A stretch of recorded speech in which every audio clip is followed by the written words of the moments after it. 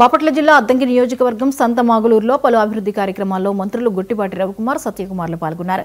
సుమారు 1.65 కోట్లతో నిర్మించిన ప్రాథమిక ఆరోగ్య కేంద్రాన్ని మంత్రులు ప్రారంభించారు. అనంతరం వారు మాట్లాడుతూ గత ప్రభుత్వం ఆరోగ్య శాఖను నిర్లక్ష్యం చేసిందని విమర్శించారు. అభివృద్ధి సంక్షేమే ధ్యేయంగా కూటమి ప్రభుత్వం పనిచేస్తుందని చెప్పారు. అనంతరం నూతనంగా నిర్మించిన సచివాలయాన్ని ప్రారంభించారు. తర్వాత జెడ్పీ హైస్కూల్లో విద్యార్థులకు సైకిళ్లు పంపిణీ చేశారు.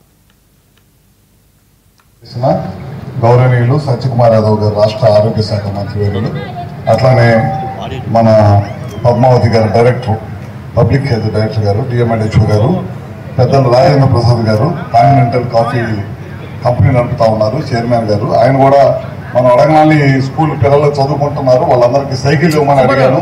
దాదాపు 30 లక్షల రూపాయలతోటి ఆయన స్వయంగా ఆయన కంపెనీ తరపు నుంచి కొని వాళ్ళ మనకి పేరెంట్స్ డే సందర్భంగా పిల్లలందరూ కూడా ఇస్తూ ఉన్నారన్నమాట.